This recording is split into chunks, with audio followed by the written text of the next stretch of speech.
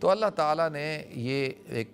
انسانوں کی بقا کے لیے اللہ تعالیٰ نے نکاح کو مشروع کیا، اور انسان کے اندر جو خواہشات رکھی ہیں، طاقت رکھی ہے، اس کی تسکین کے لیے، اس کو پورا کرنے کے لیے اللہ تعالیٰ نے عورت کے اندر مرد کی خواہش کو ڈال دیا، مرد کے اندر عورت کی خواہش کو ڈال دیا، اور دونوں کے اندر ایک دوسرے کی اٹریکشن کو ڈال دیا۔ وہ اس لیے کہ جب تک خواہش نہ ہو، جذبہ نہ ہو، جاذبیت نہ ہو، کشش نہ ہو، تو پھر تو نہ یہ نظام چل سکتا ہے نکاح کا، نہ اس کے اندر کوئی خوبصورتی رہے گی، نہ اس کے اندر کوئی خواہش رہے گی، تو یہ تو بے مقصد ہو کے رہ جائے گا۔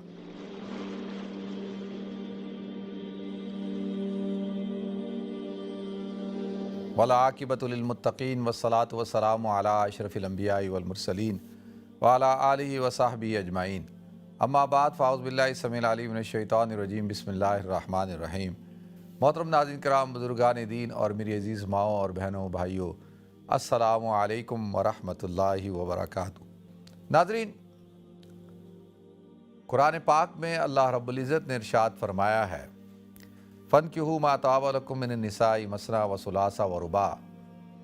اللہ کہتے ہیں کہ تم نکاح کرو، فَانْكِحُوا مَا طَابَ لَكُم مِّنَ النِّسَاءِ، ان عورتوں سے جو تمہیں پسند ہوں،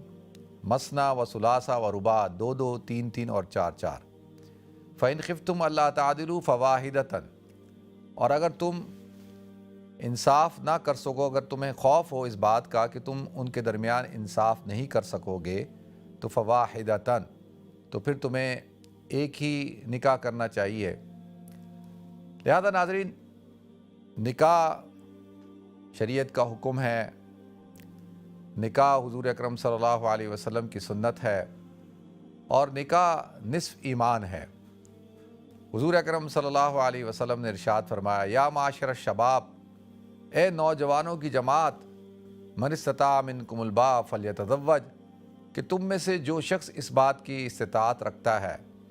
کہ نکاح کرے، تو اس کو چاہیے کہ وہ شادی کرے، نکاح کرے۔ یعنی جو قوت رکھتا ہے، جس کے پاس صلاحیت ہے، جو افورڈ کر سکتا ہے جسمانی طور پر، معاشی طور پر، فلیتزوج، اس کو چاہیے کہ وہ ضرور بضرور شادی کرے۔ یتزوج، یہاں پہ زواج، اس کو چاہیے۔ اب یا معاشر شباب میں یعنی نوجوانوں کی جماعت، چاہے وہ مرد ہوں چاہے وہ عورتیں ہوں، نوجوان مرد اور نوجوان عورتیں، سب کو مخاطب کر کے فرمایا، فلیتزوج، اس کو چاہیے کہ وہ نکاح کرے۔ فَإِنَّهُ أَحْسَنُ لِلْفَرْجِ وَأَبْغَضُ لِلْبَصَرِ، کیونکہ یہ نکاح سے کیا فائدہ ہوگا؟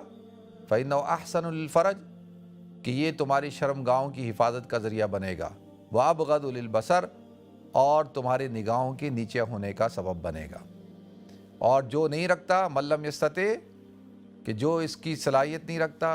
جو نکاح نہیں کر سکتا، افورڈ نہیں کر سکتا، اس کے ساتھ کوئی ایشو ہے، تو فَعَلَيْكُمْ بِالصَّوْمِ، کہ اس کو چاہیے کہ پھر وہ روزہ رکھے۔ اور روزہ کیا ہے کہ وہ اس کے لیے ڈھال بن جائے گا، وہ اس کے لیے نکاح سے کے ذریعے سے جو ضرورت پوری ہوتی ہے وہ روزے سے ہوگی۔ کیا مطلب؟ روزے کا مطلب یہ ہے کہ روزہ شہوت کو توڑتا ہے، خواہشات کو توڑتا ہے، تو جو خواہش پیدا ہوگی اس کو وہ توڑے گا، اس کے لیے پھر ڈھال بن جائے گا کہ انسان گناہ سے بچے گا۔ تو لہذا ناظرین، یہ اللہ کے رسول صلی اللہ علیہ وسلم کی حدیث ہے، اور کئی احادیث ہیں۔ حضور نے فرمایا، تزوجوا الودود الولود، کہ تم نکاح کرو ان خواتین سے جو محبت کرنے والی ہوں، جو بچے پیدا کرنے والی ہوں، محبت کرنے والی ہوں، کیونکہ کل قیامت کے دن میں اپنی امت کے زیادہ ہونے پہ فخر کروں گا۔ تو لہذا یہ حضور اکرم صلی اللہ علیہ وسلم کا پیغام ہے،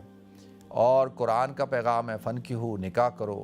اور اللہ تعالیٰ نے پھر قرآن کے اندر نکاح کے مقاصد کو بیان کیا ہے کہ نکاح کا مقصد کیا رکھا۔ نکاح کا مقصد ہے نسل انسانی کی بقا، اور انسان کی جو شہوت ہے، انسان کی جو خواہشات ہیں، اس کو وہ نکاح کنٹرول میں لے آتا ہے، اور اس کے ذریعے سے دوسرا سبب، جو مین سبب ہے، وہ کہ نسل انسانی کی بقا ہوتی ہے۔ اللہ تعالیٰ جو ہے وہ اولاد عطا فرماتا ہے، اور پھر اسی طرح سے نسل انسانی کا تسلسل رہتا ہے۔ میرے والدین نے نکاح کیا، ان کے والدین نے نکاح کیا، میرے والد ہوئے، میرے والدین ہوئے، ان کے والدین نے نکاح کیا، پھر وہ پیدا ہوئے، پھر میرے والدین کے بعد میں پیدا ہوا، میں نے نکاح کیا، میری اولاد پیدا ہوئی، میری اولاد کل نکاح کرے گی، ان کی اولاد پیدا ہوگی، تو اللہ تعالیٰ نے یہ ایک انسانوں کی بقا کے لیے اللہ تعالیٰ نے نکاح کو مشروع کیا، اور انسان کے اندر جو خواہشات رکھی ہیں اور جو شہوات رکھی ہیں اور شہوانی قوتیں رکھی ہیں، طاقت رکھی ہے، اس کی تسکین کے لیے، اس کو پورا کرنے کے لیے اللہ تعالیٰ نے عورت کے اندر مرد کی خواہش کو ڈال دیا، مرد کے اندر عورت کی خواہش کو ڈال دیا، اور دونوں کے اندر ایک دوسرے کی اٹریکشن کو ڈال دیا، دونوں کے اندر ایک دوسرے کی جاذبیت کو ڈال دیا۔ وہ اس لیے کہ جب تک خواہش نہ ہو، جذبہ نہ ہو، جاذبیت نہ ہو، کشش نہ ہو، تو پھر تو نہ یہ نظام چل سکتا ہے نکاح کا، نہ اس کے اندر کوئی خوبصورتی رہے گی، نہ اس کے اندر کوئی خواہش رہے گی، تو یہ تو بے مقصد ہو کے رہ جائے گا۔ تو لہذا یہ سب چیزیں اللہ تعالیٰ نے ناظرین اس کو قائم کیا، اس کو بنایا۔ اب دیکھیں نکاح جو ہے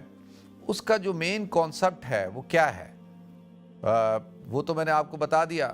پھر اللہ تعالیٰ نے اس کے فوائد بیان کیے ہیں۔ اللہ تعالیٰ نے فرمایا وَمِنْ آیَاتِهِ أَنْ خَلَقَ لَكُم مِّنْ أَنفُسِكُمْ أَزْوَاجًا، سورہ روم میں ارشاد فرمایا کہ اللہ کی نشانیوں میں سے ایک نشانی کیا ہے، وَمِنْ آیَاتِهِ أَنْ خَلَقَ لَكُم مِّنْ أَنفُسِكُمْ أَزْوَاجًا، کہ اللہ تعالیٰ نے تمہارے لیے تمہارے جیوں میں سے جوڑے بنائے۔ اور اب یہ جوڑے بنائے کیوں بنائے؟ وَمِنْ آیَاتِهِ أَنْ خَلَقَ لَكُم مِّنْ أَنفُسِكُمْ أَزْوَاجًا لِتَسْكُنُوا إِلَيْهَا، تاکہ تم جو ہے وہ کیا کرو، اس سے سکون حاصل کرو۔ یہ لِتَسْكُنُوا إِلَيْهَا، ہا کی ضمیر کس کی طرف جا رہی ہے؟ یہ مؤنث کی طرف جاتی ہے، یعنی اللہ تعالیٰ نے خاتون کو ایک سکون کا منبع بنایا ہے، اللہ تعالیٰ نے خاتون کے اندر سکون کو رکھا ہے۔ لِتَسْكُنُوا إِلَيْهَا وَجَعَلَ بَيْنَكُمْ مَوَدَّةً وَرَحْمَةً، اور اللہ تعالیٰ کہتا ہے ہم نے تمہارے درمیان، ان کے درمیان کیا کیا، وَجَعَلَ بَيْنَكُمْ، تمہارے درمیان مودت کو ڈالا، یعنی محبت کو، پیار کو اور الفت کو ڈال دیا۔ نکاح ہوتا ہے، نکاح ہوتے ہی اللہ تعالیٰ تھوڑی دیر پہلے غیر محرم ہے ایک دوسرے کے لیے، اجنبی ہیں، نکاح ہوا، اللہ تعالیٰ نے جو ہے وہ زوج کا رشتہ قائم کیا، اب ایک دوسرے کے محرم ہو گئے، ایک دوسرے کے جو ہے وہ اللہ تعالیٰ نے ان دونوں کو ایک دوسرے کے لیے جو ہے وہ سکون کا ذریعہ بنا دیا۔ اور اللہ نے کیا، اللہ فرماتا ہے ہم نے ہی مودت کو بھی ڈال دیا، محبت کو بھی ڈال دیا۔ اس لیے آپ دیکھیں گے نکاح جو ہے اس کے ذریعے سے دو شخصوں میں، یعنی میاں اور بیوی کے درمیان محبت بڑھ جاتی ہے، محبت پیدا ہوتی ہے، الفت پیدا ہوتی ہے، اور زنا سے جو ہے وہ نفرت پیدا ہوتی ہے، زنا سے جو ہے وہ بے چینی پیدا ہوتی ہے، زنا سے جو ہے وہ فعل ایک ہی ہے، نکاح کے اندر بھی اور زنا کے اندر بھی، اور دونوں میں رضامندی شامل ہوتی ہے، باہمی رضامندی ہو، لیکن ایک نکاح کے ذریعے سے ہو اور ایک بغیر نکاح کے ذریعے سے ہو، تو نکاح کے اندر اللہ تعالیٰ نے سکون رکھ دیا ہے، اللہ نے محبت کو ڈال دیا ہے اور چاہت کو ڈال دیا، اور اس کے اندر بدسکونی ہے، اس کے اندر بے چینی ہے، پریشانی ہے، اور کوئی سکون نہیں ہے، اور اس کے اندر جو ہے وہ انسان کی خواہش اور بڑھتی چلی جاتی ہے، اور بڑھتی چلی جاتی ہے، پھر ایک عورت سے نہیں، وہ چاہتا ہے کئی عورتوں کے ساتھ اس کے تعلقات ہوں۔ زانی کی مثال ایسے جیسے ایک کتا، اس کو پیاس لگ رہی ہو پھر بھی وہ ہانپتا رہتا ہے، اس کی رال ٹپکتی رہتی ہے، اگر اس نے پانی پیا ہوا ہو پھر بھی اس کی رال ٹپک رہی ہوتی ہے، زبان نکلی ہوئی ہوتی ہے، ہانپ رہا ہوتا ہے، پتہ ہی نہیں چلتا کہ اس کی حالت کیا ہے۔ تو زانی کی مثال بھی ایسی ہوتی ہے، ہر وقت ہر عورت کو دیکھ کے اس کی رال ٹپکنا شروع ہو جاتی ہے، ہر وقت جو ہے وہ ہانپ رہا ہوتا ہے، تو اس کی مثال بھی اسی طریقے سے ہے۔ لیکن نکاح کے اندر اللہ تعالیٰ نے سکون رکھا، اور وَجَعَلَ بَيْنَكُمْ مَوَدَّةً وَرَحْمَةً، پھر اللہ فرماتا ہے کہ ہم نے ان دونوں کے درمیان محبت کے ساتھ ساتھ رحمت کو بھی ڈال دیا۔ جوانی کا پورا عرصہ جو ہے وہ انسان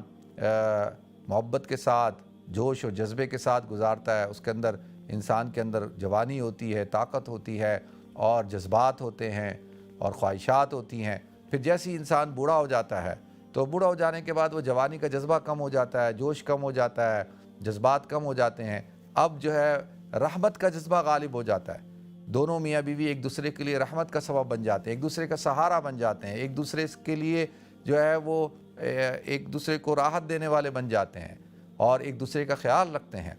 تو یہ اللہ تعالیٰ نے قرآن پاک میں وضاحت کے ساتھ اس بات کو بیان فرمایا۔ پھر فرمایا ان فی ذلک لآیات لقوم یتفکرون، اس میں نشانی ہے اس قوم کے لیے جو تفکر کرتے ہیں، جو غور و فکر کرتے ہیں۔ اس لیے اللہ کے رسول صلی اللہ علیہ وسلم نے فرمایا کہ بھئی نکاح جو ہے وہ جلد سے جلد نکاح ہونا چاہیے، اور نکاح کے اندر جو ہے وہ ڈیلے نہیں ہونا چاہیے۔ نماز کا وقت ہو جائے نماز پڑھ لو، اور بچی کا رشتہ آ جائے، شادی کی عمر ہو جائے، اچھا رشتہ دینداری والا رشتہ آ جائے، اس کی جوڑ کا رشتہ آ جائے، فوراً نکاح کرو۔ تو اللہ کے رسول صلی اللہ علیہ وسلم نے ارشاد فرمایا کہ بھئی نکاح کو جو ہے وہ عام کرو۔ جتنا نکاح عام ہوگا اور نکاح آسان ہوگا، اتنے ہی زنا کا راستہ رک جائے گا، اتنے ہی جو ہے بے حیائی کا راستہ رک جائے گا، اتنے ہی جو ہے یہ سارے جو معاملات ہیں جو معاشرے کے اندر فحاشی اور یعنی اور یہ بے راہ روی پھیلی ہوئی ہے، اس کی رکاوٹ ہو جائے گی۔ اور نکاح کو عام کرو، نکاح کو آسان کرو۔ جتنا نکاح آسان ہوگا، حضور نے فرمایا جتنا نکاح سادگی والا ہوگا اتنا زیادہ وہ بابرکت ہوگا۔ تو لہذا اب دیکھیں یہ اسلام کی تعلیمات ہیں، اور اسلام چاہتا ہے کہ ایک ایسی سوسائٹی کریٹ کرے، ایسا معاشرہ ہو جو ایک پاکیزہ معاشرہ ہو، اور اس معاشرے کے اندر مرد اور عورت دونوں کی عزت ہو، خاندانوں کی عزت ہو، بچیوں کی عزت ہو، بچوں کی عزت ہو، اور بچیوں کی عزت محفوظ ہو، اور کسی قسم کا کوئی ایسے حالات نہ ہو کہ لوگوں کی ماں بہنوں اور بیٹیوں کی عزت محفوظ نہ ہو۔ تو اس کے لیے اسلام چاہتا ہے کہ بھئی ایسا معاشرہ ہو کہ جہاں پر لوگ شادی شدہ ہوں اور لوگوں کی خواہشات جو ہے وہ جائز طریقے سے پوری ہوں، تاکہ وہ ناجائز طریقے سے اپنی خواہشات کو پورا نہ کریں۔ اور ناجائز طریقے سے خواہشات پورا کرنے سے کیا ہوگا کہ پھر کیا ہوگا کہ وہ معاشرے کے اندر بے راہ روی پھیلے گی، فساد پھیلے گا، تباہی پھیلے گی، اور جو ہے وہ زنا کے ذریعے سے کیا ہوگا، پھر معاملات خراب ہونا شروع ہو جائیں گے۔ تو لہذا بے حیائی فحاشی کے ذریعے سے معاشرہ تباہ و برباد ہو جاتا ہے، نوجوان نسلیں برباد ہو جاتی ہیں، تو ان کے اخلاق برباد ہو جاتے ہیں، اور ان کی زندگیاں برباد ہو جاتی ہیں، اور آئے دن ہم یہ سب کچھ دیکھتے ہیں۔ تو لہذا ناظرین، اب اس نکاح کے اندر جو اللہ تعالیٰ کو انتہائی درجے محبوب ہے، حضور اکرم صلی اللہ علیہ وسلم کو محبوب ہے، نکاح کا عمل اللہ کو محبوب، حضور اکرم صلی اللہ علیہ وسلم کو محبوب ہے، اور آپ نکاح کے عمل سے خوش ہوتے ہیں، تو اس کے مقابلے میں اگر زنا کا عمل ہو اور دوسرے طریقوں سے خواہش کو پورا کیا جائے تو وہ غیر محبوب عمل ہے، اور اس کے اندر اللہ اس کا رسول جو ہے وہ ناراض ہوتا ہے۔ تو لہذا مسلمان اس کی ہر زندگی کا ہر پہلو اور ہر رخ کس طرف ہوتا ہے کہ میرا اللہ اور ہمارے نبی کریم صلی اللہ علیہ وسلم ہم سے راضی ہو جائے، اور ہم کوئی ایسا کام نہ کریں کہ جس سے جو ہے وہ ناراض ہوں۔ تو ب لہذا اس میں کبھی کوئی خرابی بھی پیش آ جاتی ہے۔ اب نکاح کے اندر کبھی معاملات خراب ہو جاتے ہیں، بات طلاق تک پہنچ جاتی ہے، اور بات جو ہے وہ علیحدگی تک پہنچ جاتی ہے، کیونکہ یہ ایک دو انسانوں کا ملاب ہوتا ہے، اور دو مختلف انسان ہوتے ہیں، مختلف سوچ ہے، مختلف تھاٹس ہیں، فکر ہے، عادات ہیں، اور دو کے مختلف نظریات ہیں۔ اب ان دو کو اپنی زندگی کو ایک ساتھ گزارنا ہے، ایک کمرے کو شیئر کرنا ہے، ایک بستر کو شیئر کرنا ہے، بہت ساری چیزیں ان کو اب ساتھ شیئر کرنی پڑتی ہیں۔ تو اس کے لیے اب ان دونوں کے مزاج اور عادات کی وجہ سے سم ٹائم جو ہے وہ آپس میں معاملات خراب ہو جاتے ہیں۔ تو لہذا اسی لیے اللہ کے رسول صلی اللہ علیہ وسلم نے ارشاد فرمایا کہ دیکھو کہ تم اپنی زوجہ کے اندر بھلائی کو تلاش کرو۔ ہو سکتا ہے کہ اس کے اندر جو ہے وہ کوئی ایسی چیز ہو جو تمہیں زیادہ پسند ہو، اور اس کی جو دوسری چیزیں ہیں، جو ایسی عادات ہیں جو تمہیں پسند نہیں ہیں، تو ان سے صرف نظر کرو اور ان کو درگزر کرو۔ ہو سکتا ہے کہ جو ہے وہ اور ہمیشہ اس کی اچھی عادتوں کی طرف دھیان دو۔ تو یہ چیزیں بڑی کاؤنٹ کرتی ہیں۔ اچھا، پھر اس کے ساتھ ساتھ ہم لوگ جو ہے ہمارے معاشرے کے اندر جوائنٹ فیملی سسٹم ہوتا ہے،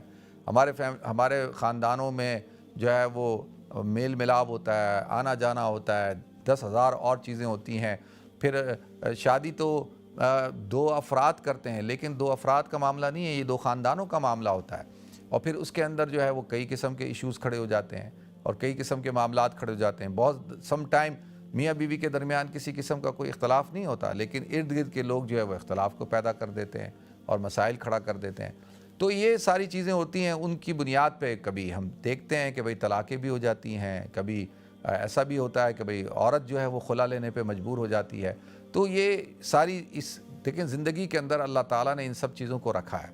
اور یہ زندگی کے اندر ہوگا۔ ایسا نہیں ہو سکتا کہ بھئی انسان کہے کہ بھئی میری ہر خواہش اور میری ہر تمنا پوری ہو جائے اور مجھے کسی قسم کی، ہاں ایسے لوگ ہوتے ہیں جن کی اللہ تعالیٰ ہر خواہش کو پورا کرتا ہے، لیکن یہ دنیا ہے، یہاں پہ معاملات چلیں گے۔ اور جو من چاہی اور خواہشات پر مبنی زندگی تو اللہ تعالیٰ جنت میں پوری کرے گا نا، لیکن یہاں تو یہ ایشو چلتے ہیں۔ تو سم ٹائم کیا ہوتا ہے کہ حالات ایسے ہو جاتے ہیں کہ طلاق کی نوبت آ جاتی ہے، اور اسی لیے اللہ کے رسول صلی اللہ علیہ وسلم کو سب سے بری چیز جو ہے وہ طلاق تھی، کیونکہ طلاق کے ذریعے سے کیا ہوتا ہے کہ دو خاندان اور دو فرد جدا نہیں ہوتے بلکہ دو خاندان، اور پھر اگر بچے ہوں تو بچے جو ہے وہ تقسیم ہو جاتے ہیں، بچوں کے ساتھ نفسیاتی طور پہ بڑا ان کے اوپر اثر پڑتا ہے، پھر کل کو ان کی بھی شادیاں ہونی ہیں تو ان کے دماغوں میں جو تلخ جو یادیں ہوتی ہیں، جو اثرات مرتب ہوئے ہوتے ہیں، اس کی وجہ سے ان کی جو پریکٹیکل لائف ہوتی ہے، ازدواجی لائف، اس کے اندر بھی وہ چیزیں جو ہے وہ اثر انداز کرتی ہیں۔ تو لہذا اسی لیے جو طلاق ہے اس کو برا سمجھا گیا۔ لیکن اب طلاق ہو جاتی ہے، کسی کسی نے خلا لے لیا، اور کسی کے شوہر کا انتقال ہو گیا، کسی کی بیوی کا انتقال ہو گیا، تو لہذا یہ ساری چیزیں زندگی کے ساتھ چلتی ہیں۔ تو اس کے ساتھ پھر ناظرین یہ ہوتا ہے کہ ہمارے معاشرے کے اندر دوسری شادی کو معیوب سمجھا جاتا ہے، اور ہمارے ہاں دوسری شادی اگر عورت کر لے تو بہت ہی معیوب سمجھی جاتی ہے کہ بھئی اس نے دوسری شادی کر لی، اور کیوں کر لی، اور بڑی باتیں کی جاتی ہیں، اور اس کے حوالے سے جو ہے بڑی گفتگو ہوتی ہے۔ اور اگر اس نے اپنے سے چھوٹی عمر کے لڑکے سے شادی کر لی ہے تو وہ تو پھر اور زیادہ معیوب سمجھی جاتی ہے، حالانکہ اس کا تعلق اسلام سے نہیں ہے، اس کا تعلق جو ہے قرآن اور حدیث سے نہیں ہے، یہ ہمارے کلچر سے ہے، ہماری یہ بھی اور ثقافت سے ہے۔ میں یہ سمجھتا ہوں کہ یہ شاید ہم ہندوستان میں رہے، اور یعنی ہمارا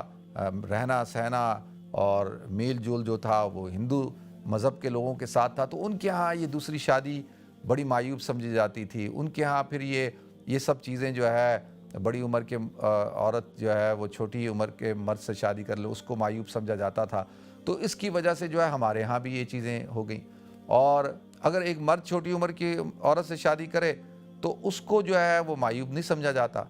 اس کو کوئی آدمی کسی قسم کے وہ اس کو نہیں پڑی کہ بھئی یہ کیا کہ اس نے چھوٹی عمر کی خاتون سے شادی کی، لیکن اگر کسی عورت نے کر لی ہے تو اس کے اوپر ایک ہنگامہ کھڑا ہو جاتا ہے۔ پھر عورت جو ہے بیچاری اگر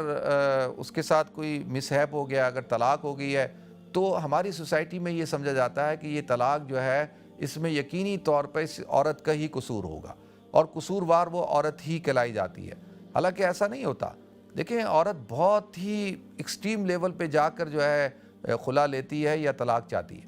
عورت اس کے اندر کمپرومائز کرنے کی جو ہے وہ بہت زیادہ اللہ نے صفت رکھی ہوتی ہے، صلاحیت رکھی ہوتی ہے، وہ ہر آخر تک جاتی ہے کمپرومائز کرنے میں۔ اور لیکن کیا ہوتا ہے کہ سم ٹائم کوئی کسی ایسے انسان سے واسطہ پڑ جاتا ہے کہ جو انسان کو ذہنی اذیت دیتا ہے، اور اس کی جو عزت نفس ہے اس کو مجروح کر دیتا ہے، اس کے اندر احترام نام کی کوئی چیز ہی نہیں ہوتی، تو اب وہ عورت بیچاری برداشت کرتے کرتے جب پانی سر سے اوپر ہو جاتا ہے تو وہ پھر وہ جب طلاق ہو جائے تو پھر لوگ کیا کرتے ہیں، اسی کو تانا مارتے ہیں۔ دیکھیں ایسی صورت کے اندر ہمیں انصاف سے کام لینا چاہیے، ہمیں دیکھنا چاہیے کہ بھئی اس میں قصوروار کون ہے، ذمہ دار کون ہے، اور جو ذمہ دار ہے اس کا تعین کیا جائے، ایسے نہیں کہ بھئی صرف عورت کی کھاتے میں ڈال دیے جائے۔ سم ٹائم عورت مظلوم ہوتی ہے تو سم ٹائم مرد بھی مظلوم ہوتا ہے، دونوں طرف سے ہوتا ہے، لیکن زیادہ تر ہم نے دیکھا کہ مرد تو بڑی آسانی کے ساتھ جا کر دوسری تیسری شادی کر لیتا ہے، اور عورت بیچاری جو ہے وہ پھر قربانی دیتی ہے، بچوں کے لیے قربانی دیتی ہے، اور وہ اپنی زندگی کو پورا وہ شادی نہیں کرتی کہ جی میرے بچے ہیں، پتہ نہیں آنے والا میرے بچوں کے ساتھ کیا سلوک کرے گا۔ یہ سارا کچھ ہمارے معاشرے کے اندر ہے، اور یہ اسلامی معاشرے کے اندر نہیں تھا۔ آپ حضور اکرم صلی اللہ علیہ وسلم اور صحابہ کی زندگی اٹھا کر دیکھیں تو ان کی زندگیوں میں ایسا نہیں تھا، ان کی زندگیوں میں کئی شادیاں ہیں، اور حضور اکرم صلی اللہ علیہ وسلم نے خود جو ہے جب آپ کی عمر 25 سال تھی تو آپ نے حضرت خدیجہ الکبریٰ رضی اللہ تعالیٰ عنہ جو کہ 40 سال کی تھی، آپ سے بڑی تھی عمر میں، آپ نے ان سے شادی کی، تو آپ نے طلاق یافتہ خواتین سے بھی شادی کی، آپ نے بیواؤں سے بھی شادی کی، آپ نے جو باکرہ جو غیر نکاح شدہ تھیں یعنی باکرہ خواتین سے بھی شادی کی۔ تو اللہ کے رسول صلی اللہ علیہ وسلم نے تو پیغام دیا اور ہر چیز کو بیان کر دیا، لیکن ہمارے معاشرے کے اندر